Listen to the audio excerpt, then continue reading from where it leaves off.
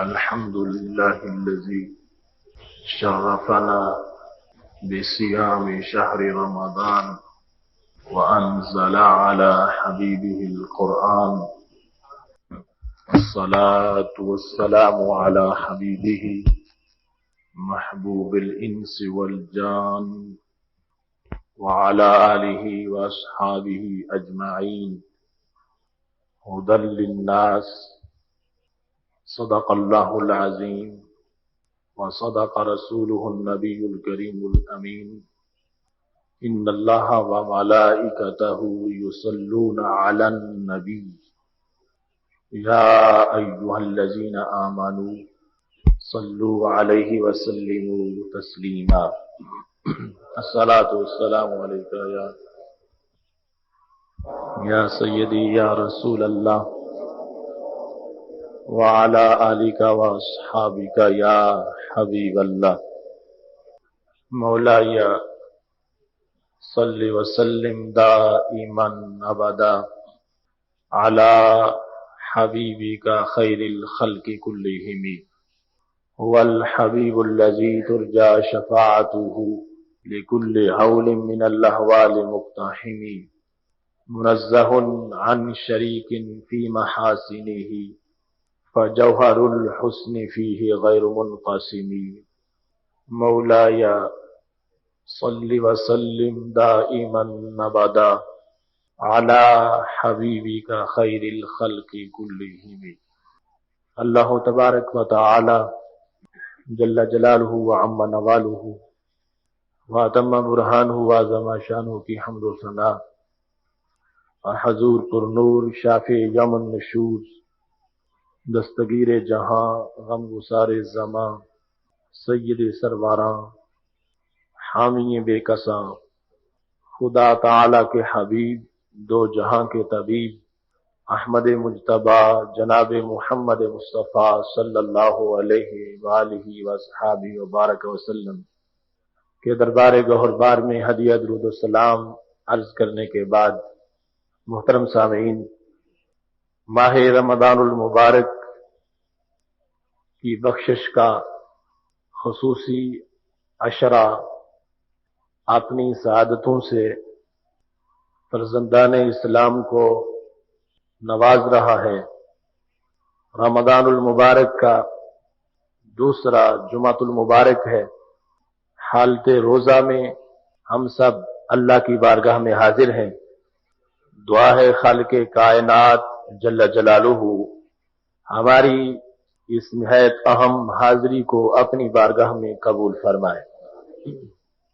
محترم سامعین، گزشتہ رمضان المبارک میں ایک نہایت اہم فکری موضوع پر گفتگو آپ نے سماعت کی، مفہوم قرآن بدلنے کی واردات۔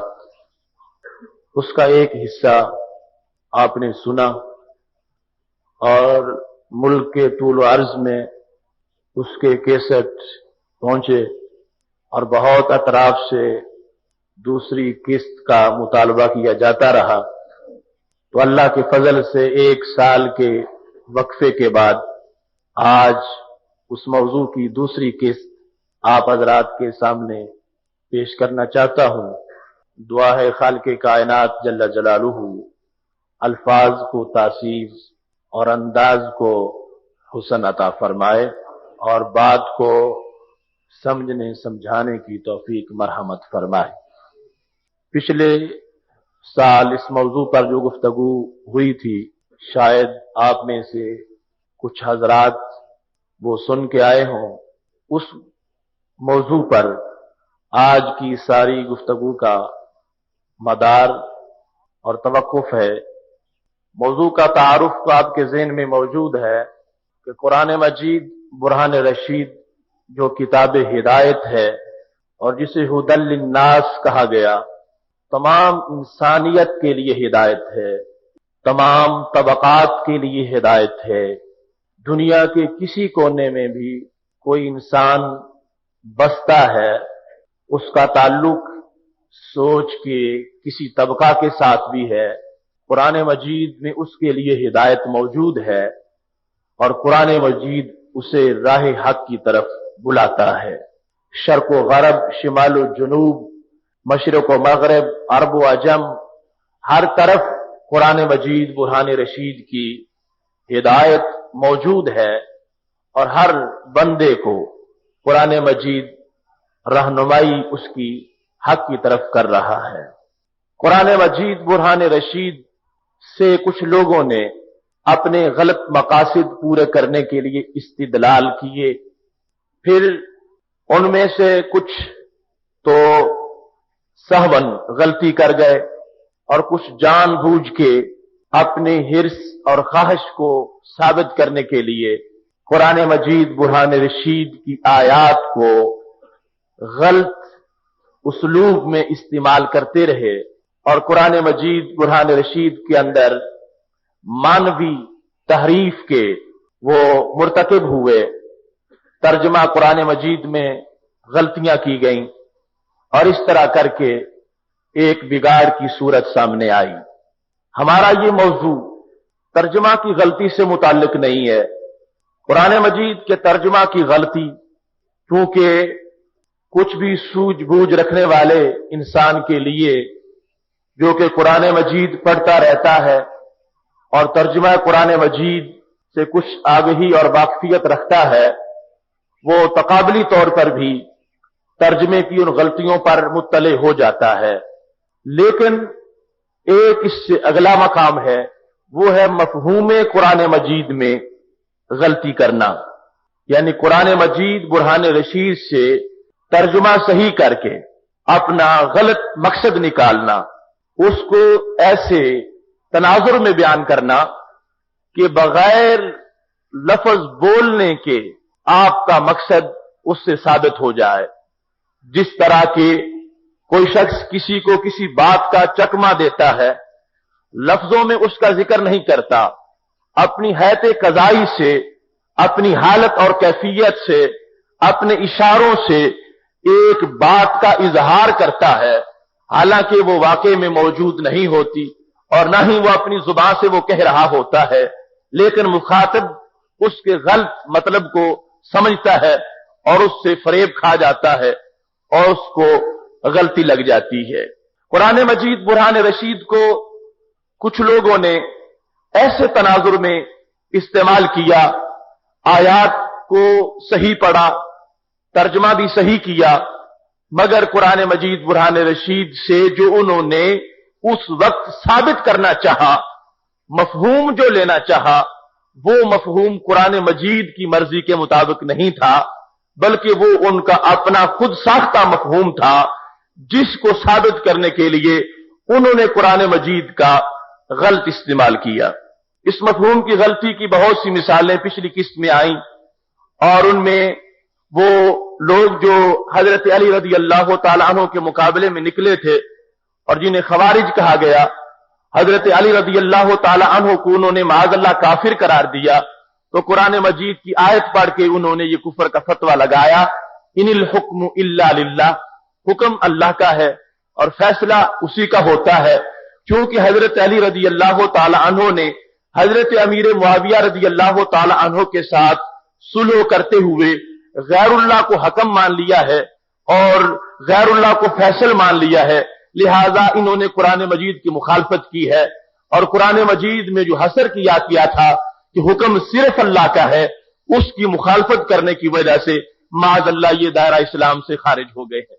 یہ بات انہوں نے قرآن مجید برہان رشید سے ثابت کرنے کی کوشش کی، اور ایک صحابی کو اور خلیفۃ الرسول کو اور امیر المومنین کو انہوں نے قرآن مجید کی آیت سے کافر ثابت کرنے کی کوشش کی، حالانکہ یہ ان کا ایمان اور ان کی تصدیق اور ان کا اقرار اور ان کا عقیدہ یہ سارے کا سارا روز روشن کی طرح عیاں تھا اور عیاں ہے، وہ ایمان کے اعلیٰ درجات پر فائز تھے، لیکن ان لوگوں نے قرآن مجید برہان رشید کو اس کے غلط پس منظر میں جو اپنی طرف سے انہوں نے بنا رکھا تھا، اس میں آیت کو پڑھ کے اور مفہوم غلط لیا، جس کی وجہ سے بہت سا بگاڑ پیدا ہوا، اور پھر بالآخر ان لوگوں کو شدید سزائیں دی گئیں اور قتال کی صورت میں ان کی تحریک کو ختم کر دیا گیا۔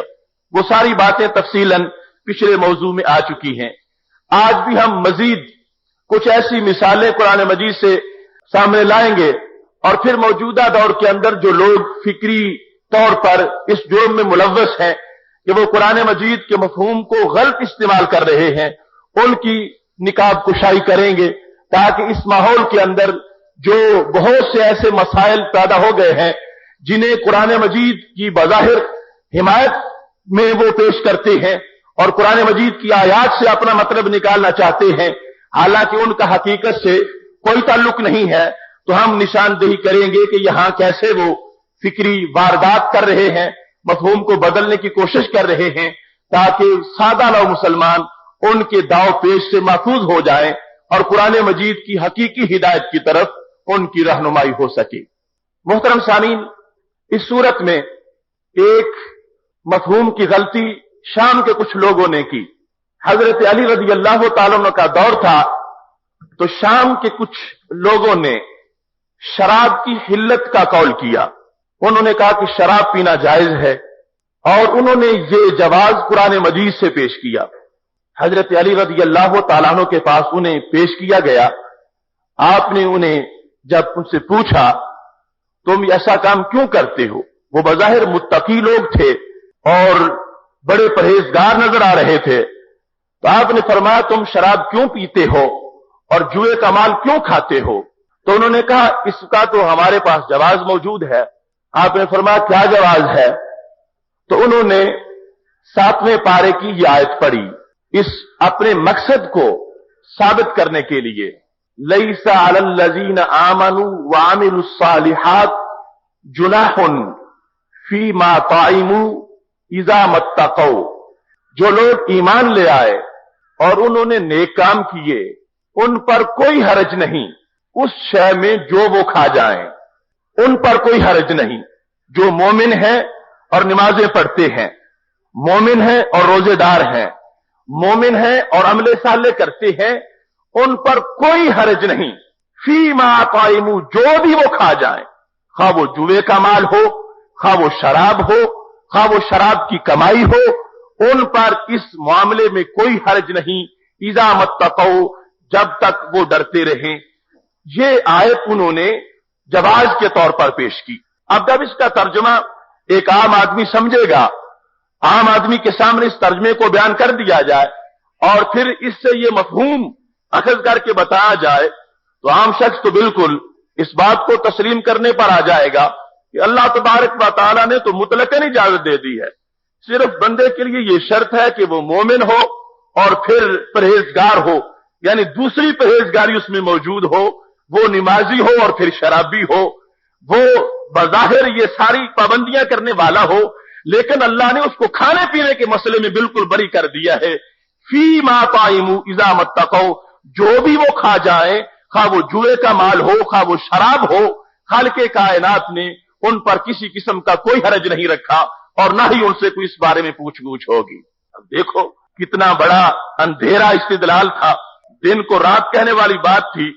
اسی سورہ میں تو یہاں پر شراب کو حرام کیا جا رہا ہے اور اسی سے وہ استدلال جواز کا کر رہے تھے، اسی مقام پر تو جوئے کو چند آیات پہلے حرام کیا جا رہا ہے اور اسی سے وہ جواز کا استدلال کر رہے تھے۔ حضرت علی رضی اللہ تعالی عنہ نے جب ان کی اس بات کو سنا، آپ کو تعجب بھی ہوا، لیکن آپ نے فوراً اس کا جواب دیتے ہوئے ان لوگوں کو عبرتناک سزا دی۔ جواب اس کا کیا تھا؟ اب عام ایک سادہ لو انسان، اس کے سامنے آج لوگ قرآن مجید کھول کے بیٹھ جاتے ہیں اور پھر درس دینا شروع کر دیتے ہیں۔ حدیث شریف تو بھی بعد کی بات ہے، بخاری و مسلم کی انداز اور آداب اور ان کو سمجھنے کے جو اسلوب ہے وہ تو بعد کی بات ہے۔ خود قرآن مجید برہان رشید میں دیکھیے کس قدر گہرائی ہے اور کس قدر اس سے لوگ گمراہی بھی حاصل کر لیتے ہیں۔ اما الذین فی قلوبہم مرض فزادتہم رجسا الی رجسہم وماتوا وہم کافرون، جن کے دلوں میں مرض ہوتا ہے، قرآن مجید برہان رشید سے ان کا رجس گندگی بڑھتی ہے، कुरान मजीद से उनमें नूर पैदा नहीं होता, कुरान मजीद से उनमें गंदगी और गलाजत बढ़ती जाती है और फिर वो गुमराही और कुफर की हालत में ही दुनिया से चले जाते हैं। हालांकि वो कुरान मजीद से इस किस्म का ताल्लुक भी बनाए हुए हैं, लेकिन इसके बावजूद चूंकि दिल में मर्ज मौजूद है, लिहाजा कुरान मजीद के कसरत मुताला से चूंकि उन्होंने खुतूती वो अपना रखे हैं जिनसे उनके मर्ज को ग़िज़ा मिलती है, शिफा नहीं मिलती, लिहाजा वो सारी जिंदगी साथ मुतल्लिक भी रहते हैं लेकिन मर्ज बढ़ता रहता है। युदिल्लु बिही कसीरा व यहदी बिही कसीरा, उनके हिस्से से कुरान मजीद से वो दलालत और गुमराही पा लेते हैं जिसकी वजह से दीन और दुनिया के लिहाज से वो लोग खाइब व खासिर हो जाते हैं। अब ये आयत करीमा हजरत अली रज़ी अल्लाह ताला अन्हो ने जब ये सुनी तो इसका जवाब उन्होंने क्या मरहमत फरमाया। इसका जो पहला हिस्सा है, जो एतराज और उन लोगों का इस्तिदलाल जो था, ये तहावी जो शरह मानिउल आसार के नाम से हदीस की मशहूर किताब है अहनाफ की, उसमें वो मौजूद है कि इस तरह शाम के उन लोगों ने इस्तिदलाल किया और इसका हकीकी मतलब वो बुखारी शरीफ में मौजूद है और इसे ही सारे अहनाफ की तफासीर में और मुस्तनद माखिज में इस बात का असल मकसद जो है वो मौजूद है। उससे पता चलेगा कि इस आयत का हकीकी तर्जुमा यह करते हुए माना और मफहूम इससे क्या समझा जा सकता है। असल में यह हुआ कि जिस वक्त शराब हराम हुई तो नबी अकरम सल्लल्लाहु अलैहि वसल्लम ने लोगों को हुक्म दिया कि अहले मदीना तुम पर शराब हराम कर दी गई है, मेरी उम्मत शराब हराम हो चुकी है। तो इस तरह लोगों ने शराब बहाई। सहाबी कहते हैं कि मदीना शरीफ की गलियों में शराब इस तरह बहती हुई नजर आई। इसके साथ ही कुछ सहाबा के जहनों में यह सवाल पैदा हुआ। वो फौरन नबी अकरम सल्लल्लाहु अलैहि वसल्लम की खिदमत में हाजिर हुए।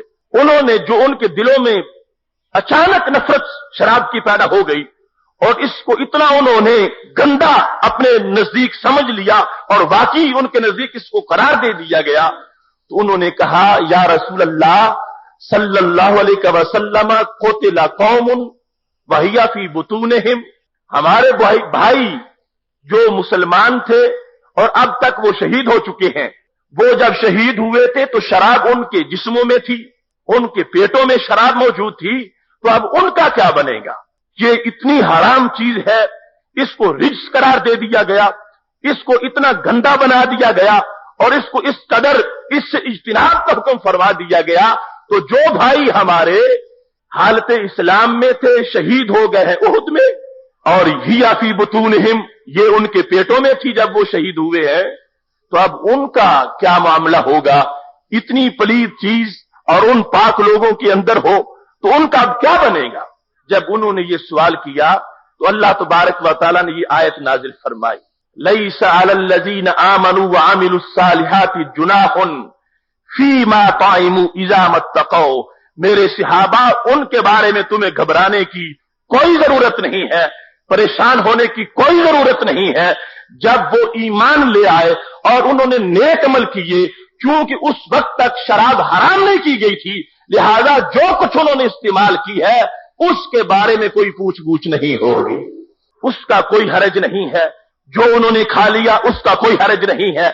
दुनिया से चले गए जब उन्होंने दूसरा तकवा इख्तियार कर रखा था, जो उस वक्त का निसाब था उस पर पूरे उतर रहे थे, ये बात उनके निसाब में शामिल ही नहीं की गई थी। लिहाजा मेरे महबूब के गुलामों, तुम्हें परेशान होने की कोई जरूरत नहीं है, उन्हें इस बारे में किसी किस्म का कोई सवाल नहीं किया जाएगा। अब ये हकीकी मतलब है, तर्जुमा तो एक होगा मगर मफहूम ये है, अगर अब कोई हवा परस्त आदमी, हिरस और ख्वाहिश का पुजारी आज खड़ा हो जाए और कहे कि शराब की हुर्मत पर हमें महज कोसा जाता है, ये तो जायज है, और कुरान मजीद की ये आयत पढ़े और अपना ये इस्तिदलाल करना चाहे तो कर सकेगा, लेकिन उसका ये मफहूम निकालना सरासर गलत होगा, सरासर झूठ होगा, उसका हकीकत से कोई ताल्लुक नहीं होगा। तो जिस तरह आपने ये सूरत हाल देखी, ऐसे ही अकायद के बहुत से मसाइल में लोगों ने ऐसे आयात को अपना माज़ल्ला आला कार बना रखा है और जो वो मफहूम उन आयात से साबित करना चाहते हैं उसका हकीकत से कोई ताल्लुक नहीं है। जैसे यहां इस आयत में शराब की हिल्लत का हकीकत के साथ कोई ताल्लुक नहीं है। दूसरी मिसाल देखिए, हम जिंदगी में नेक अमल करते हैं तो हमारे ऊपर एक खौफ सवार है कि कल हमारी पूछ होगी, हर सांस का हिसाब होगा, हर लफ्ज का हिसाब होगा, हाथ का हिसाब होगा, कान का हिसाब होगा, दिन का हिसाब होगा, रात का हिसाब होगा, मेरी सुबह का हिसाब होगा, शाम का हिसाब होगा, मेरे हर महीना और हर साल का हिसाब होगा। लिहाजा बंदा उस हिसाब से डरता हुआ अपनी जिंदगी तकवे के साए में गुजारने की कोशिश करता है। लेकिन अगर कोई शख्स आज एक तहरीक का आगाज करे और कहे कि मैं लोगों को बेअमल बनाना चाहता हूं और मैं लोगों को इस खौफ से निजात देना चाहता हूं जो इन पर, इनके ज़हनों पर तारी है, और हर वक्त कोई तस्बीह पढ़ रहा है, कोई नफल पढ़ रहा है, कोई नमाज पढ़ता है, कोई रोजा रख रहा है, इस खौफ से मैं इंसानी हुकूक के पेश नजर इंसान को बरी करना चाहता हूं और इसका वो अपना मंशूर पेश करता हुआ वो दलील कुरान मजीद से पेश करे। किस तरह? कुरान मजीद के 27वें पारे में है, सूरह रहमान में, फयौमइज़िल ला युसअलु अन ज़ंबिही इंसु वला जान। क़यामत के दिन इंसान और जिन से उसके गुनाह के बारे में कोई सवाल ही नहीं होगा। ला युसअलु अन ज़ंबिही, इसके गुनाह के बारे में पूछा ही नहीं जाएगा।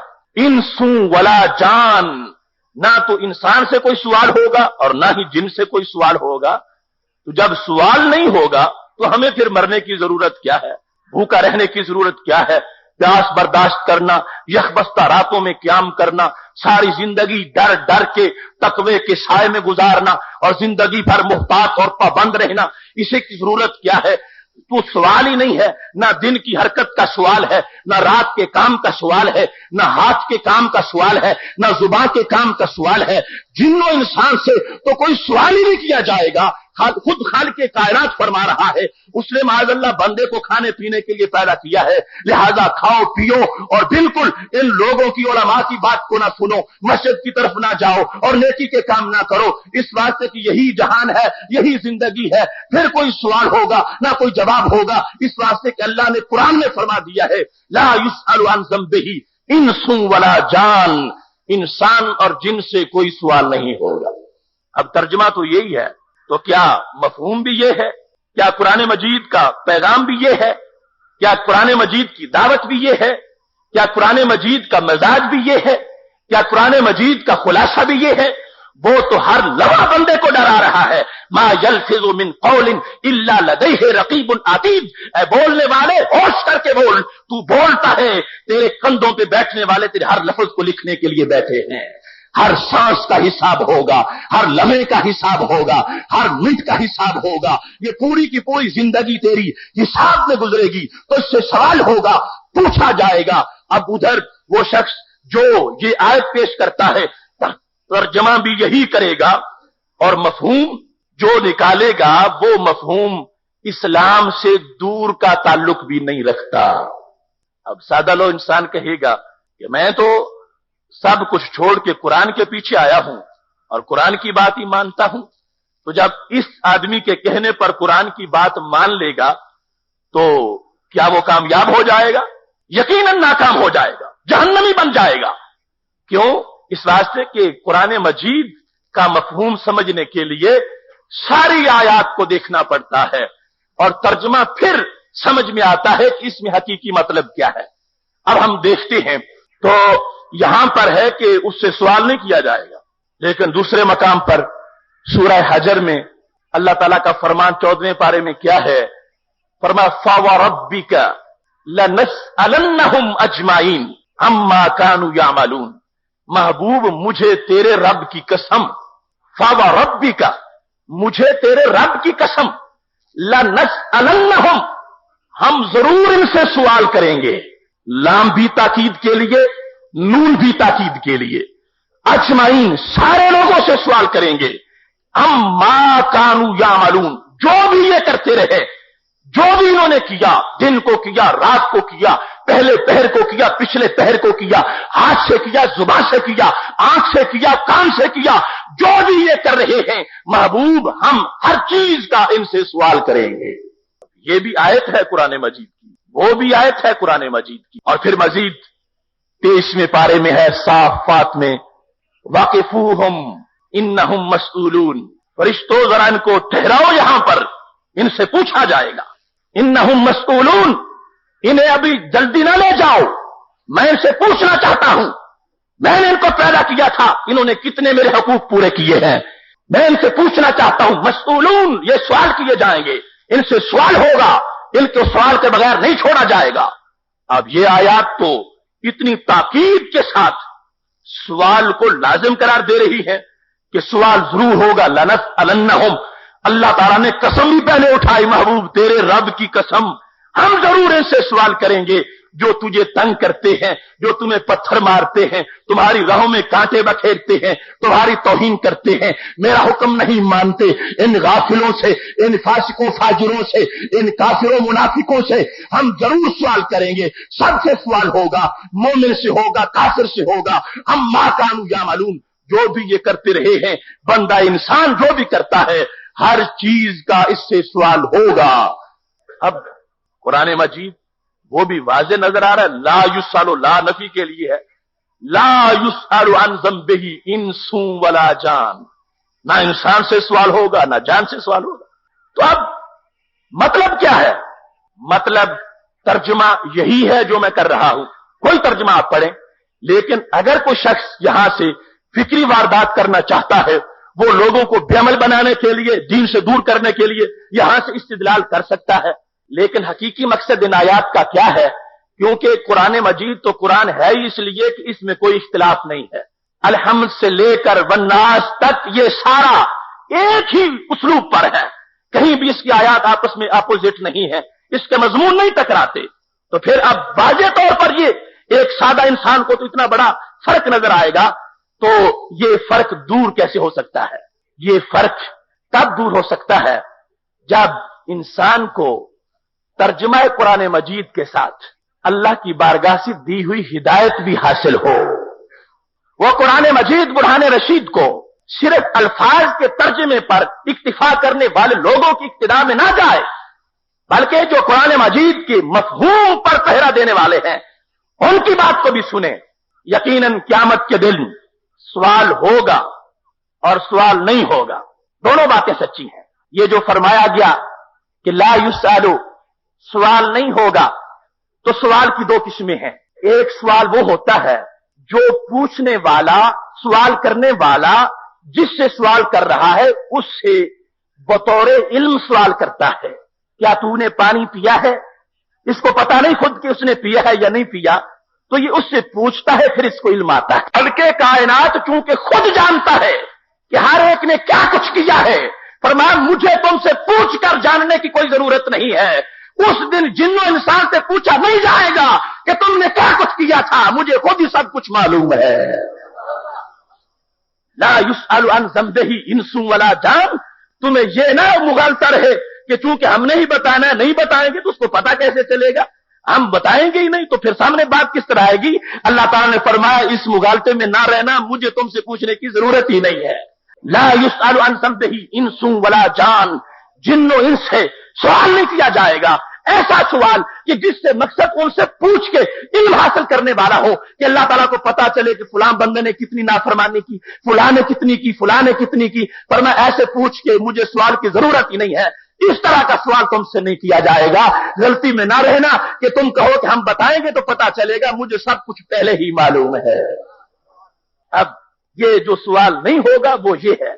और दूसरा सवाल, फवरब्बिका लनसअलन्नहुम, महबूब हम इनसे सवाल करेंगे।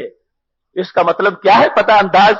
महबूब ये जो तुम्हारी दुश्मनी कर रहे हैं हम इनसे पूछ लेंगे, हम जरूर इनसे पूछेंगे। ये अबू जहल, लुतबा, शैबा, अब्दुल्ला बिन उबई बिन सलूल और ये तुम्हारे मुनकर जो तुम्हें तकलीफ देते हैं, फवरब्बिका, महबूब मुझे तेरे रब की कसम, लनसअलन्नहुम, हम इनको नहीं छोड़ेंगे, हम इनसे पूछेंगे। इस सवाल से मुराद तौबीख वाला सवाल है जो डांटने के अंदाज में होता है, झिड़कने के अंदाज में। वो जो झिड़क रहा है पहले जानता है किसने ये गुनाह किया है, सवाल जानने के लिए नहीं कर रहा, झिड़कने के लिए कर रहा। तूने ये किया है, तो ये अंदाज जो है ये पहले जानता है किसने ये किया है, لیکن یہ سوال ڈانٹنے کے لیے، جھڑکی دینے کے لیے، ان کو پانی کرنے کے لیے، ان کو شرم دلانے کے لیے، ان پر عذاب وارد کرنے کے لیے یہ سوال کیا جائے گا۔ حشر میں سوال ہوگا بھی، سوال نہیں بھی ہوگا وہ یہ ڈانٹنے کے لیے، اور نہیں ہوگا علم کے حصول کے لیے۔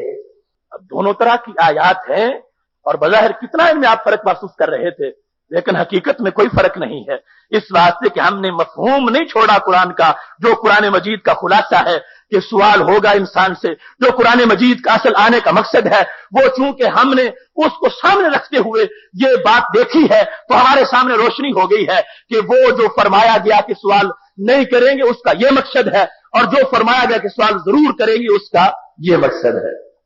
کتنا آدمی پریشان ہوتا ہے، مجھے بڑا تعجب آتا ہے جب کوئی شخص کہتا ہے کہ میں نے فلاں درس سنا اور وہ تو قرآن مجید سے یہ ثابت کر رہے تھے۔ قرآن مجید سے کیا کچھ نہیں ثابت کیا جا سکتا؟ اگر کسی کی سوچ بدل چکی ہو اور کسی کا ضمیر بگڑ چکا ہو، کسی کی قسمت میں اندھیرا لکھا جا چکا ہو، کسی قرآن مجید سے اس کو اپنے اندھیرے بھی مل سکتے ہیں۔ اب دیکھو یہ شخص جو کہ کسی طرح کا اگر ایجنٹ بن جائے آج این جی اوز کا اور انسان کے حقوق کے نام پر وہ لوگوں کو بالکل بے خوف کرنا چاہے تو اسی آیت سے استدلال کر کے وہ بڑے بڑے پوسٹر چھپوا سکتا ہے، لا یسأل عن ذنبہ انس ولا جان، انسان کا تو کوئی حساب نہیں ہوگا، لہذا لوگوں جو چاہو کھاؤ پیو، کوئی بھی ڈرو نہیں، اس واسطے تم سے تو پوچھا ہی نہیں جائے۔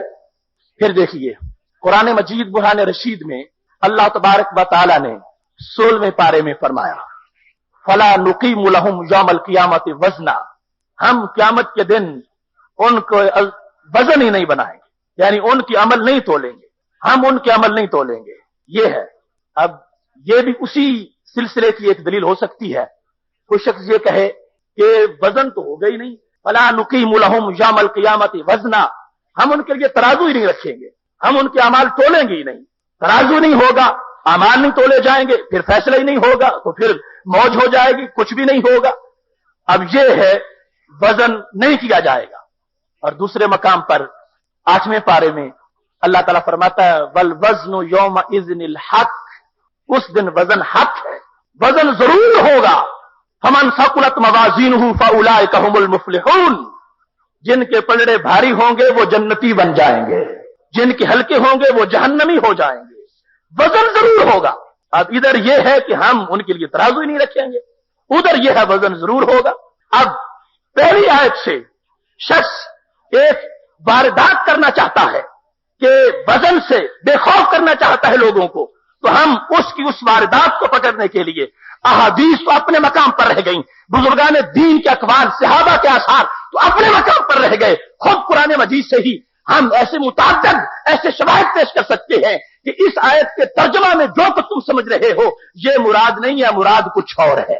ترجمہ تو یہی ہے مگر یہ حقیقت نہیں ہے، ترجمہ تو یہ ہے مگر یہ قرآن مجید کی مرضی نہیں ہے، ترجمہ تو یہ ہے مگر یہ قرآن مجید کا مفہوم نہیں ہے، مطلب نہیں ہے۔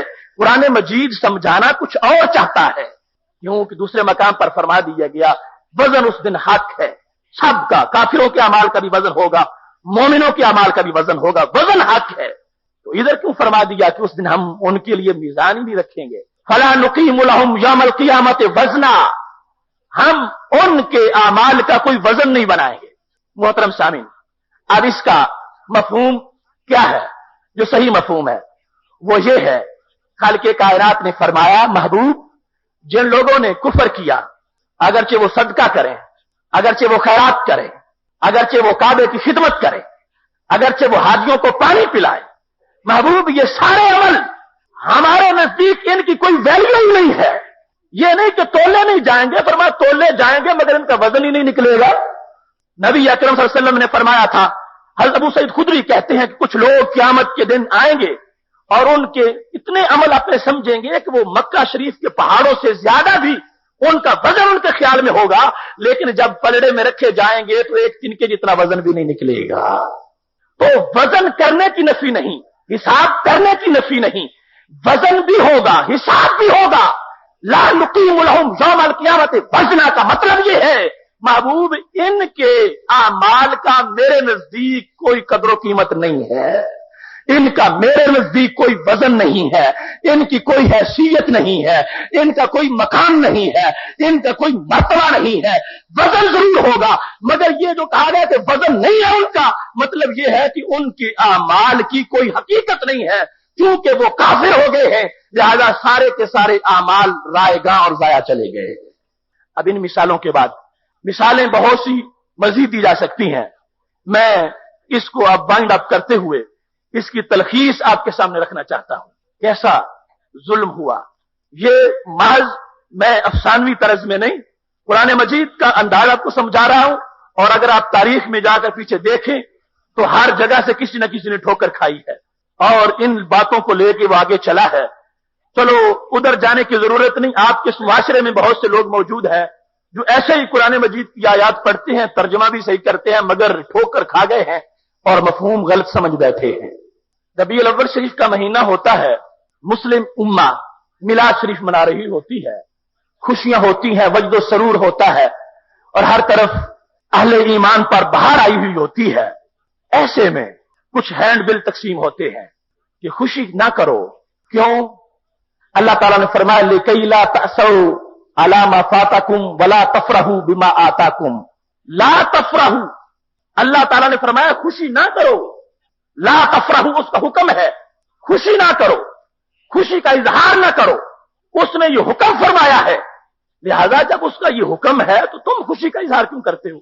उसने फरमाया ला तफरहू, नहीं फरमा दी है कि अगर तुम्हें कुछ मिलता है, कोई नेमत आती है तो इस पर खुशी का इजहार ना करो। तुम इतना खुशी का इजहार करते हो, घर भी सजाते हो, बाजार भी सजाते हो, महफिलें भी मनाते हो और इतना खुशी और वजद सरूर का इजहार करते हो, जबकि कुरान मजीद तो कह रहा है ला तफरहू, खुशी का इजहार ना करो।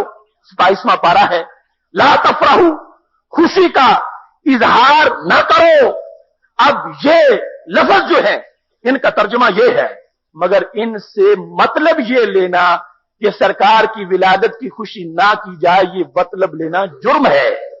ये है मफहूम कुरान को बदलने की वारदात। ला तफरहू अल्लाह ने किसी और बारे में फरमाया था, उसको पकड़ के ला के मिलाद शरीफ की खुशी पर फिट कर देना, ये मफहूम कुरान की वारदात है। उसका रुख बदल दिया गया है, रुख और तरफ था नहीं का, उसको फेर के सरकार की जात की तरफ कर देना, ये वारदात है। अब देखो किस तरह इस वारदात की चोरी पकड़ी जाएगी। अल्लाह तबारक व तआला ने यह बताना चाहा कि लोगों, जो तुम पर कोई तकलीफ पहुंचती है उस पर भी इतना कोई अफसोस ना करो, और जो तुम्हें खुशी आती है उस पर भी खुशी का इजहार ना करो। सब अल्लाह की तरफ से आ रहा है। यह खबर अल्लाह फरमाता मैंने क्यों दी, लिकई ला तअसौ, ताकि तुम अफसोस ना करो, अला मा फातकुम, उस चीज पर जो तुम्हें नहीं मिल सकी, वला तफरहू, और उस पर तुम खुशी का इजहार ना करो जो तुम्हें मिल चुकी है। कौन सी खुशी? वो खुशी जो तकब्बुर के तौर पर की जाती है, वो खुशी जो तकब्बुर के तौर पर की जाती है। इससे वो खुशी मुराद नहीं जो शुक्र के अंदाज में की जाती है। अल्लाह ने उस खुशी से मना फरमा दिया जो किसी को बेटा मिले तो शराब की दावतें करना शुरू कर दे, किसी को माल मिले तो शराब के जायके उड़ाना शुरू कर दे। अल्लाह ने फरमाया तकब्बुर न करो, खुशी अगर करनी है कुल बिफज़लिल्लाहि व बिरहमतिही फबिज़ालिका फलयफ़रहू, मेरा फजल है तो दोनों आयत है। मैंने अब जो पढ़ी 11वें पारे की आयत है, उधर था ला तफरहू, खुशी ना करो, इधर है फलयफ़रहू, अमर है कि खुशी ये किया करें। अब दोनों चीजें आ गई, खुशी करो ना करो।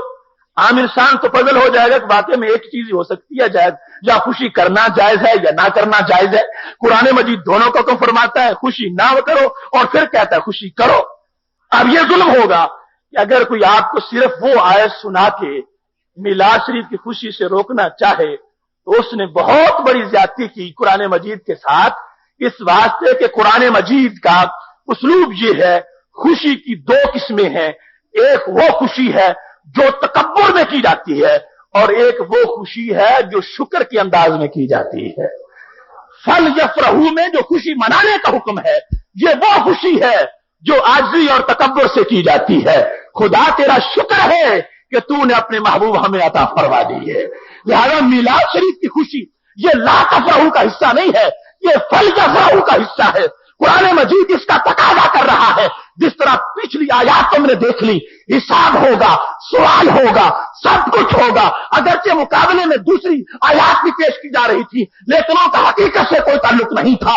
ऐसे ही मिलाद शरीफ की खुशी कुरान मजीद को मतलूब है, और जो मुकाबले में आयत पढ़ी जा रही थी वो ऐसी नहीं थी, उसका ताल्लुक और बात से था। खुशी तकब्बुर वाली अल्लाह को पसंद नहीं है, बल्कि खुशी करो अल्लाह की शुक्र में, शुक्र के अंदाज में सहाबा ने खुशी की थी।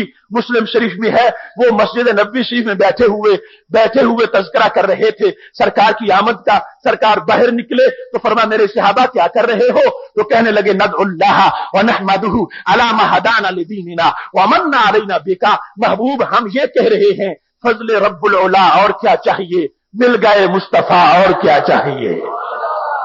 ये इस हदीस शरीफ का तर्जुमा है, सही मुस्लिम के अंदर मौजूद है। जब उन्होंने इस खुशी का इजहार किया तो सरकार ने फरमाया मेरे सहाबा कसम उठाओ। जब सहाबा ने कसम उठाई तो फरमाया लम अस्तहलिफकुम तुहमतन, मैंने तुहमत के लिए शक की बुनियाद पर तुमसे कसम नहीं ली। असल में जानी जिब्रील फअखबरनी अन्नल्लाह युबाही बिकुमुल मलाइका, अभी जिब्रील मुझे बता के गए हैं ए ज़मीन पे बैठकर मेरी खुशी मनाने वालों, अर्श अजीम पे खुदा तुम पे फख्र कर रहा है। अब ला तफरहू या ला तफरह इन्नल्लाह ला युहिब्बुल फारिहीन, ये कोई आयात पढ़े और मकसद ये हासिल करना चाहे, कितनी बदनसीबी और बदबख्ती है उसकी। अगर उसको दूसरी आयत का पता नहीं तो फिर कम अज कम मुताला तो कर ले, और अगर पता होने के बावजूद भी वो उसकी तरफ मुतवज्जह नहीं होता और गलत मतलब लोगों को समझाता है, तो इससे बड़ी दुश्मनी अल्लाह के महबूब के साथ और क्या हो सकती है कि वो कुरान मजीद जो उनकी खुशी का हर लफ्ज में इज़हार करता है, उनकी आमद की खुशी उसी कुरान को पढ़कर रोकी जाए तो ये मफहूम कुरान पर वारदात हो जाएगी, जिससे ना कुरान राजी होगा ना साहिब कुरान राजी होंगे।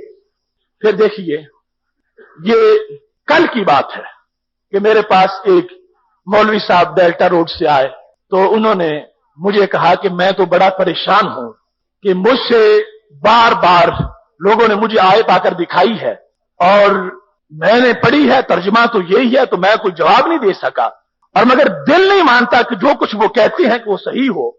उन्होंने कहा, उन्होंने मुझे आयत दिखाई है इन्नका ला तहदी मन अहबब्ता वलाकिन्नल्लाह यहदी मन यशा। महबूब आप जिसे चाहें आप उसको हिदायत नहीं दे सकते, अल्लाह जिसे चाहता है हिदायत अता फरमाता है। लिहाजा वो कहने लगे कि मुझसे वो बार बार कहते हैं कि नबी अकरम सल्लल्लाहु अलैहि वसल्लम तो उनका कोई इख्तियार नहीं था, वो तो किसी को हिदायत नहीं दे सकते थे, वो तो किसी को सीधा रास्ता बता नहीं सकते थे, वो हिदायत नहीं दे सकते थे, ये बार बार मुझे वो कहते हैं। तो मैंने कहा कितने अफसोस की बात है। अब ये मफहूम कुरान का मौजू मैंने इस वास्ते मुंतखब किया कि कुरान मजीद बुरहान रशीद को माज़अल्लाह आला कार बनाकर ये लोग गलत तबलीग कर रहे हैं। कुरान मजीद की आयात सबको सामने रखने से फिर मफहूम का पता चलेगा। जैसे मैंने अमसाल की सूरत में आपके सामने ये बात रख दी है, वही अंदाज हर जगह अपना आ जाएगा, तो फिर पता चलेगा कि हकीकत में कुरान कहना क्या चाहता है। इन्नका ला तहदी मन अहबब्ता, आप जिसे चाहें उसे हिदायत नहीं दे सकते, लेकिन अल्लाह जिसे चाहता है हिदायत देता है। इस आयत के एक हरफ का भी इनकार नहीं हो सकता और इस तर्जमे का भी इनकार नहीं हो सकता। ये ठीक है, मगर इससे ये मुराद लेना कि वो तो उनको कोई इख्तियार नहीं था, वो तो कुछ कर नहीं सकते थे, वो तो हिदायत नहीं दे सकते थे, माज़अल्लाह ये उसलूब निकाल के लोगों के सामने पेश करना ये बहुत बड़ा जुर्म है। क्यों? इस वास्ते कि अगर नबी अकरम सल्लल्लाहु अलैहि वसल्लम ने हिदायत लोगों को नहीं देनी थी तो क्या करने दुनिया में आए थे? उनको भेजने का मकसद क्या था? सरकार को भेजने का मकसद ही यह था कि लोगों को बुतों से हटाकर अल्लाह की तरफ ले जाओ, और इसी को तो हिदायत कहते हैं। जो कुफर में डूबे हुए हैं, इनके कुफर को तोड़कर कुफर के ताले तोड़ो और इनके दिलों में अल्लाह की तौहीद के बीज बो दो। सरकार तो हिदायत देने आए थे और यह कह दिया जाए कि वो हिदायत दे ही नहीं सकते, तो फिर तो सारे का सारा मकसद ही फौत हो जाएगा। मोहतरम सामीन, चूंकि मौजू मुकम्मल करना चाहता हूं, अब इसमें देखिए ये आयत पढ़ी जा रही है, आयत सही है, तर्जमा सही है, मगर मफहूम गलत है। मफहूम क्यों गलत है? اس واسطے کہ کیا اس شخص نے جو یہ آیت پڑھتا ہے اس کو 25ویں پارے کی یہ آیت نظر نہیں آئی؟ اللہ تعالیٰ فرماتا ہے وَإِنَّكَ لَتَهْدِي إِلَىٰ صِرَاطٍ مُسْتَقِيمٍ، بے شک میرے محبوب آپ سیدھے رستے کی ہدایت کرتے ہیں۔ انّا بھی ہے، لام تاکید کا بھی ہے۔ وَإِنَّكَ لَتَهْدِي، یقیناً آپ ہدایت کرتے ہیں۔ فرمایا انما انت منذر ولکل قوم ہاد، ہم نے آپ کو منذر بنایا ہے اور ہر قوم کا ہادی بنایا ہے۔ دیکھو ایک بچہ بھی سرکار کو ہادی سمجھتا ہے، لیکن آج یہ قرآن مجید کی آڑ میں کتنا بڑا جرم کیا جا رہا ہے کہ یہ کہنا کہ سرکار کو ہدایت ہی کسی کو نہیں دے سکتے تھے، وہ ہادی نہیں تھے۔ ہدایت نہ دینا تو مطلب یہ ہے نا کہ ہادی نہیں تھے، حالانکہ آپ کو ہادی بنا کر بھیجا گیا، اور قرآن کہتا انک لتہدی الی صراط مستقیم، میرے محبوب آپ لوگوں کو سیدھے رستے کی طرف لے جانے والے۔ اب دونوں آیات سامنے ہیں، ان کا اب مفہوم کیا بنے گا؟ مفہوم یہ بنے گا کہ اللہ تبارک و تعالیٰ نے جو فرمایا ہے کہ انک لا تہدی من احببت، اس کا مطلب یہ تھا کہ میرے محبوب آپ ہدایت کے خالق نہیں ہیں، آپ ہدایت کے خالق نہیں ہے کہ اپنے پاس سے ہدایت کو پیدا کر لیں۔ ہدایت کا خالق میں ہوں، قاسم تو ہو، پیدا میری کرتا ہے اور تقسیم آپ فرمانے والے ہیں۔ اب دونوں آیات صحیح ہیں۔ انکا لا تہدی مطلب یہ ہے کہ آپ اپنی طرف سے پیدا کر کے کسی کو ہدایت نہیں دے سکتے، وَإِنَّكَ لَتَهْدِي، اور آپ ضرور ہدایت دیتے ہیں، جو میں نے پیدا کیا ہے آپ اس کو تقسیم فرماتے ہیں۔ کتنا واضح مطلب ہے اور کتنا اس میں ہدایت موجود ہے، اور قرآن مجید کی ساری آیات کا اس کے ساتھ اتفاق ہے۔ اگر صرف یہ کہا جائے انکا لا تہدی، آپ ہدایت ہی نہیں دے سکتے، آپ کسی کی رہنمائی نہیں کر سکتے، تو پھر آپ دنیا میں تشریف کیوں لائے تھے؟ آپ تو اتنی ہدایت والے تھے۔ چمکتا چہرہ حضرت عبداللہ بن سلام نے دیکھا تو دل میں اسلام داخل ہو گیا۔ حضرت ابو رافع کہتے ہیں مجھے قریش نے بھیجا تھا، میں پیغام دینے سرکار کو آیا تھا، میں نے جب آپ کو دیکھا لما رأیتہ القیا فی قلبی الاسلام، آپ کی تقریر سننا تو درکنار، میں نے صرف دیکھا تو دل میں اسلام داخل ہو گیا۔ یہ اتنی بڑی ہدایت ہے سرکار کی، لہذا اس آیت کا مطلب یہ ہے آپ ہدایت کے خالق نہیں ہیں، ہدایت میری مخلوق ہے، میں پیدا کرتا ہوں، آپ قاسم ہیں، آپ تقسیم کرنے والے ہیں۔ اللہ کے اذن پر جو بھی جس کو بھی اللہ تعالیٰ چاہتا ہے اس کی رضا کے مطابق ہر اس شخص کو آپ ہدایت عطا فرما دیتے ہیں۔ اب دیکھیے قرآن مجید برہان رشید کی ایک اور آیت ایک صاحب نے اگلے دن پیش کی، اور روزانہ وہ پیش کرتے ہیں۔ یہ ان کا حصہ ہے کہ انہیں ایسی آیات کی تلاش ہے کہ جن سے ان کو کوئی ذرا بھر گنجائش مل سکے، اور یہ ہماری خدمت ہے کہ ہم ان کی اس گنجائش کو ختم کرنے کے لیے تیار ہیں کہ پورے کا پورا قرآن مجید سرکار کی تعریف تو کرتا ہے، سرکار کے عیب میں نہیں جاننے والا، سرکار کی تعریف اس میں موجود ہے۔ آیت بڑے زوردار انداز میں ان کے مناظر اور ان کے لوگ انہوں نے ان کو یاد کروا دی ہے، پیش کر دیتے ہیں۔ قل لا املک لنفسی نفعا ولا ضرا الا ما شاء اللہ، میرے محبوب آپ لوگوں سے فرما دیں کہ میں اپنے نفس کے لیے، اپنی ذات کے لیے کسی نفع نقصان کا مالک نہیں ہوں مگر جو اللہ تعالیٰ چاہتا ہے۔ وَلَوْ كُنْتُ أَعْلَمُ الْغَيْبَ لَاسْتَكْثَرْتُ مِنَ الْخَيْرِ، اگر میں غیب جانتا ہوتا تو بہت سا خیر مال اکٹھا کر لیتا۔ لہذا خوش ہے وہ یہ آیت پڑھ کے کہ ان کو تو کوئی اختیار نہیں، کسی چیز کے مالک نہیں، کچھ کر نہیں سکتے، ان کا تو کوئی ایسا اختیار ہی نہیں ہے، وہ غیب نہیں جانتے۔ یہ آیت پیش کر کے اپنی طرف سے وہ نقطہ عروج پر پہنچ گئے ہیں، اور گمراہی کا پھندا انہوں نے بالکل تیار کر لیا ہے۔ ہر شخص کو پکڑتے ہیں، آیت سناتے ہیں، انہیں یہ پتا نہیں اس قرآن مجید کی آیات کو تو شرابیوں نے شراب کے لیے بھی پڑھا، اس آیت کو تو جہنمیوں نے جہنم سے بچنے کے لیے کہ جہنم کا حساب نہیں ہوگا وہ پڑھتے ہیں۔ آیت قرآن مجید کی اسے ہدایت دیتی ہے جس کی آنکھوں میں قرآن والے کی محبت موجود ہوتی ہے۔ قل لا املک، محبوب ان کو فرما دو میں مالک نہیں ہوں اپنے نفس کے لیے کسی نفع کا اور کسی نقصان کا۔ آگے توجہ ہی نہیں کرتے، الا ماشاء اللہ، مگر وہ جو اللہ چاہے۔ چونکہ سرکار اس حد تک عاجز تھے، اپنی ہر بات کو اللہ کی طرف منسوب فرماتے تھے۔ لوگوں سے کہہ دیا، لوگوں میں اپنے نفس نقصان کا مالک نہیں ہوں، ہاں اس کا مالک ہوں جو میرا خدا چاہتا ہے۔ مطلقاً ملک کی نفی نہیں کی، الا ماشاء اللہ باقاعدہ موجود ہے، مگر وہ جو میرا خدا چاہے میں اس کا مالک ہوں، میں اس کا مختار ہوں، جو میرا خدا چاہے میں اس کا مالک ہوں۔ یہ بدبخت یہی آیت پڑھ کے بتوں کے ساتھ ملانے کی معاذ اللہ کوشش کر رہے تھے۔ میں چاہے سے کہتا ہوں پورے قرآن مجید میں جہاں بتوں کے نفع و نقصان کی نفی کی گئی ہے وہاں الا ماشاء اللہ کے لفظ موجود نہیں ہے، اور سرکار وہ ہے جنہوں نے نفی کر کے الا ماشاء اللہ میں ثبوت فرما دیا ہے۔ اللہ کے بعد والے لفظ اگر نہیں پڑھیں گے تو پھر لا الہ میں تو صرف الہ کی نفی ہے، اس بات تو اللہ سے ہوگا۔ اللہ کے اندر اتنا بڑا اس بات ہے کہ جس اس بات کے قریب پھر کوئی نفی نہیں جا سکتی۔ ایسے ہی سرکار نے لا ملکوں میں ہر ملک کی نفی فرما دی، مگر اللہ ماشاء اللہ میں جس ملک کا ثبوت فرمایا وہ ایسا ملک ہے، میں تو مالک ہی کہوں گا کہ ہے مالک کے حبیب، محبوب و محب میں نہیں میرا تیرا۔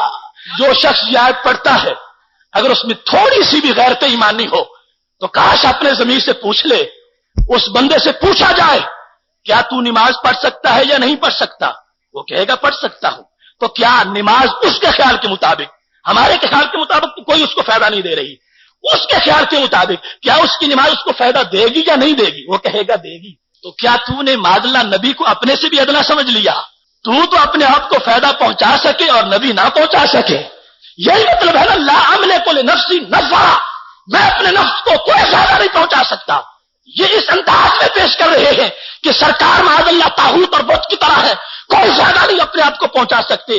ارے بدتمیز، تو اپنے آپ کو فائدہ پہنچا سکتا ہے تو وہ رسولوں کے امام فائدہ کیوں نہیں پہنچا سکتے؟ کبھی سوچا ہی نہیں انہوں نے کہ کتنی بڑی ہم جسارت کر رہے ہیں، کس انداز میں۔ اس آیت کا مقصد یہ ہے، سرکار فرماتے ہیں میں ذاتی طور پر تو تنکے کا مالک بھی نہیں ہوں، مگر جو خدا چاہے اس کا مالک ضرور ہو۔ ذاتی طور پر اتنی عاجزی ہے اور یہی حقیقت ہے، فرمایا میں کسی شے کا اپنے لیے بھی مالک نہ ہوں، میں اوروں کو جو جنتیں عطا کرتا ہوں یہ سب کچھ میرے خدا کی دی ہوئی چیزیں ہیں۔ یہ وہ بخاری شریف کی حدیث شریف ہے جو نبی اکرم صلی اللہ علیہ وسلم نے فرمایا تھا۔ حضرت عقبہ بن عامر کہتے ہیں خرج رسول اللہ صلی اللہ علیہ وسلم فصلی علی اہل احد صلاۃ المیت، آپ احد کے شہیدوں کے مزارات پر تشریف لے گئے، آپ نے وہاں ایسی نماز ان پر پڑھی جیسے کہ میت پر پڑھی جاتی ہے۔ ثم انصرف الی المنبر، پھر سرکار منبر پہ بیٹھے اور منبر پر بیٹھ کر سرکار نے تقریر فرمائی۔ بخاری شریف جلد نمبر 1 صفحہ نمبر 179 پر وہ سرکار کا خطاب موجود ہے، اور اس کا ہر لفظ سنی کے ہر عقیدے کو ثابت کرنے والا ہے۔ سرکار جب منبر پہ بیٹھے تو صحابی نے پہلی وضاحت اس لیے کر دی کہ کوئی بدبخت یہ نہ کہے کہ خواب کی بات تھی، کہ سرکار پڑھ کے ہاتھ ادھر سے احد کے شہداء سے واپس جب آئے تو منبر پر بیٹھ گئے۔ منبر پر بیٹھ کر آپ نے کیا فرمایا؟ فرمایا انی فرط لکم، میرے صحابہ، میری امت، میں تمہارا فرط ہوں۔ فرط کون ہوتا ہے؟ فرق اسے کہتے ہیں کہ سارا قافلہ پیچھے ہو اور ایک پہلے چلا جائے جو جا کر ان کے رہنے کا بندوبست کر دے۔ میں تمہارا فرد ہوں، تم قیامت تک پہنچو گے، بعد میں آؤ گے، پہلے حشر میں کھڑا ہوں گا، صراط کے پاس موجود ہوں گا، کوثر کے جام میرے ہاتھ میں ہوں گے، صراط مستقیم اور ترازو پر کھڑا ہوں گا۔ میری امت گھبرانے کی بات نہیں، میں پہلے جا کے تمہارے لیے جنت کو آباد کر دوں گا، میں تمہارے لیے فرد ہوں۔ نفع دیا یا نہ دیا، نفع والوں کو ہوگا جو اس کا عقیدہ رکھتے ہیں۔ بخاری کی حدیث پہلا لفظ یہ ہے، فرمایا میں تمہارا فرد ہوں، پھر انا شہید علیکم، میں تمہارا گواہ بھی ہوں، شرم رکھنا، بعد میں عمل کرنا، نمازوں کو نہ چھوڑنا، میری امت میں تمہارا گواہ ہوں، تمہیں دیکھ رہا ہوں گا، میں تمہارا گواہ ہوں، میں تمہارا گواہ ہوں، تمہارا فرد بھی ہوں، تمہارا گواہ بھی ہوں، تمہارے آگے بھی ہوں، تمہارے ساتھ بھی ہوں، شہید علیکم، میں تمہارا گواہ بھی ہوں۔ فرمایا انی واللہ، خدا کی قسم، خدا کی قسم، سرکار اٹھا رہے ہیں، انی واللہ لانظر الی حوضی الان، خدا کی قسم اس مسجد نبوی کے منبر پر بیٹھ کر میں اب بھی حوض کوثر کو دیکھ رہا ہوں، اب بھی حوض کوثر کو دیکھ رہا ہوں۔ یہ وہ نگاہ ہے جن کے بارے میں میرا یہ عقیدہ ہے کہ وہ گنبد خضرا سے ہمیں دیکھ رہے ہیں۔ یہ ہم نے گھڑا تو نہیں، یہ تو سرکار کا فرمان، زمین پہ بیٹھ کر جنت کا حوض کوثر۔ فرمایا خدا کی قسم انظرو مظاہرے کا صیغہ ہے جو اصطلاح کے مطابق تجدد اور ثبات پر دعوت کرتا ہے کہ میں ہر لمحہ اس وقت بھی حوض کوثر کو دیکھ رہا ہوں۔ یہ کہنے کے بعد آپ نے کیا فرمایا؟ اگلا حصہ وہ کیا ہے؟ سرکار نے ارشاد فرمایا وَإِنِّي وَاللَّهِ أُوتِيتُ مَفَاتِيحَ خَزَائِنِ الْأَرْضِ۔ توجہ ساری حدیث کی طرف رکھنی ہے۔ انی واللہ، قسم اٹھا کے سرکار فرما رہے ہیں خدا کی قسم، اوتیتُ مفاتیح خزائن الارض، زمین کے سارے خزانوں کی چابیاں اللہ نے مجھے عطا فرمائی ہے۔ یہ کسی دیوان کی بات نہیں، میں شعر پڑھ کے تمہیں دلیل نہیں دے رہا، کتاب اللہ کے بعد صحیح بخاری کا مرتبہ ہے اور اس سے حدیث تمہارے سامنے پیش کر رہا ہوں۔ سرکار کے یہ اپنے لفظ ہیں اور ہم تک سند صحیح سے پہنچے ہیں، خواب کی بات نہیں، بیداری کی بات ہے۔ سرکار نے قسم اٹھا کے کہا خدا کی قسم، اوتیتُ مفاتیح خزائن الارض، خزائن خزانہ کی جمع ہے، فرمایا ایک دو خزانوں کی نہیں، اللہ نے زمین کے سارے خزانوں کی چابیاں مجھے عطا فرما دی ہے۔ جو جاتا ہے اس لیے نوازتے ہیں، چابیاں ان کے پاس ہیں۔ پھر فرمایا میرے صحابہ واللہ انی لا اخاف علیکم ان تشرکوا بعدی، یہ بھی ہماری حمایت سرکار نے فرما دی۔ فرمایا خدا کی قسم مجھے اپنے بعد تمہارے مشرک ہونے کا کوئی خطرہ نہیں ہے۔ میری امت لا اخاف علیکم ان تشرکوا بعدی، مجھے تمہارے مشرک ہونے کا کوئی خوف نہیں ہے۔ ولکنی اخاف علیکم ان تنافسوا، فرمایا ہاں دنیا کی محبت میں چلے جانے کا خوف ہے، پیسے کی محبت آ سکتی ہے، مال کی محبت آ سکتی ہے، مگر میری امت کبھی بھی شرک تم میں نہیں آ سکتا۔ جن دلوں میں میری محبت اور میرے خدا کی محبت آ گئی ہے ان دلوں میں کبھی بھی غیر کی محبت پھر نہیں آ سکے گی۔ یہ سرکار کا فرمان ہے اور اس کا ہر لفظ جو ہے حدیث کا، اس کو دیکھو کہ سرکار کتنا فائدہ دیتے ہیں، کس قدر فائدہ دیتے ہیں۔ ارے فائدہ کیا تصور ہم کر سکتے ہیں؟ وہ لوگ جو جہنم کے گڑھے میں گرے ہوئے تھے، سرکار کو انہوں نے حالت ایمان میں دیکھا تو جنتوں کے وارث بن گئے۔ کتنا بڑا فائدہ ان کو ملا کہ سرکار نے فرمایا جس نے انہیں بھی دیکھ لیا وہ بھی جہنم میں نہیں جا سکتا۔ یہ ان کا فائدہ ہے۔ اور آیت کا دوسرا حصہ لو کنت عالم الغیب لاستکثرت من الخیر، اگر میں غیب جانتا ہوتا تو میں بہت خیر اکٹھی کر لیتا۔ اس کے بھی بہت سے جواب ہیں، وقت کے اختصار کے پیش نظر اب میں آپ کی توجہ اس بات کی طرف دلانا چاہتا ہوں، یہ آیت جو سرکار فرما رہے تھے اگر میں غیب جانتا ہوتا، دیکھنا تو چاہیے کہ سرکار نے کس سن میں کس تاریخ میں یہ حکم فرمایا تھا، تاکہ پتہ چلے کہ وہ اللہ تعالیٰ جو یہ فرماتا ہے کہ ما کان اللہ لیطلعکم علی الغیب ولکن اللہ یجتبی من رسلہ من یشاء، اللہ تمہیں غیب نہیں دیتا لیکن رسولوں کو غیب عطا فرما دیتا ہے۔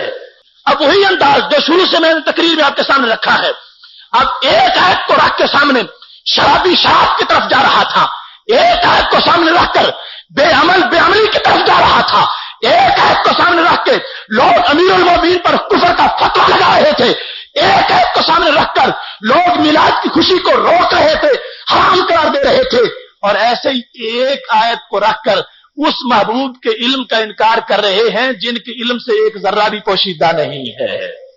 لو کنت عالم الغیب، بڑی رٹا دی گئی ان کو، کاش کے ادھر بھی توجہ ہو جاتی کہ یہ تو اس وقت حکم تھا جب تک سرکار کو غیب پر اللہ نے مطلع نہیں فرمایا تھا، اس وقت یہ تھا، اور جب مطلع فرما دیا پھر تو غیب آ گیا۔ اب اس پر کیا دلیل ہے میرے بھائیوں؟ دلیل یہ ہے کہ یہ آیت لو کنت عالم الغیب یہ نامے پارے میں ہے، سورہ اعراف میں ہے، اور سورہ اعراف مکی ہے، اور دوسری آیت ما کان اللہ لیطلعکم علی الغیب ولکن اللہ یجتبی من رسلہ من یشاء، یہ آیت جس میں اللہ سرکار کے لیے غیب کا ثبوت کر رہا ہے یہ مدنی صورت کی ہے، آل عمران مدنی ہے۔ اب مکی صورت میں جو کچھ آ گیا وہ تو بدتینت سامنے رکھتے ہیں، اور جس نے آ کے اس کے حکم کو ختم کر دیا اور سرکار کے علم کے جھنڈے لہرا دیے، اس آیت کو پڑھنے کی توفیق ہی نہیں مل رہی۔ قرآن مجید کا اسلوب اس بات کو ثابت کر رہا ہے۔ یہ سرکار نے اس وقت فرمایا تھا جب تک اللہ تعالیٰ کی طرف سے غیب کے خزانے عطا نہیں فرمائے گئے تھے، اور جب فرما دیے گئے اللہ تعالیٰ نے فرما دیا ما کان اللہ لیطلعکم علی الغیب ولکن اللہ یجتبی من رسلہ من یشاء۔ یہ اللہ تعالیٰ نے فرما دیا تو وہ عقیدہ ہر صحابی کا، تابعین کا، آج تک کے مسلمانوں کا یہی ہے کہ اللہ تبارک و تعالیٰ نے سرکار کو غیب عطا فرمایا ہے، اور سرکار کائنات کے ذرے ذرے کا علم رکھتے ہیں۔ یہ بطور مثال میں نے آپ کے سامنے چند آیات رکھی۔ پچھلے سال کا خطبہ ہے اس میں بھی اسی طرح کا مواد اور آخر میں خلاصہ موجود ہے۔ میری یہ تقریر، میں یہ سمجھتا ہوں آپ دنیا میں کسی کے سامنے کتنا بڑا نقاد کیوں نہ ہو، اور کتنا بڑا جارے کیوں نہ ہو، اور کتنا بڑا کسی کا جھوٹا مبلغ کیوں نہ ہو، ان کو یہ پیش کر کے ان سے جواب مانگے کہ قرآن مجید کی آیات سامنے ہیں، اور ان دونوں قسم کی آیات جو ہیں ان کا سروے کرو، اور آج وقت ہے، آج لے ان کی پناہ، آج مدد مانگ ان سے، پھر نہ مانیں گے قیامت کو اگر مان گیا۔ حشر کا دن آ جائے گا، پھر باقی تمہیں کوئی دفعہ نہیں پہنچے گا۔ آج وقت ہے اپنی ان بری حرکتوں سے باز آ جاؤ، اور قرآن مجید برہان رشید کے اسلوب کو مت تبدیل کرو، مفہوم کو مت بدلو، تاکہ قرآن مجید جو کتاب ہدایت ہے اس سے صحیح ہدایت سب کو حاصل ہو سکے۔ میں اسی پر الحمدللہ رب العالمین۔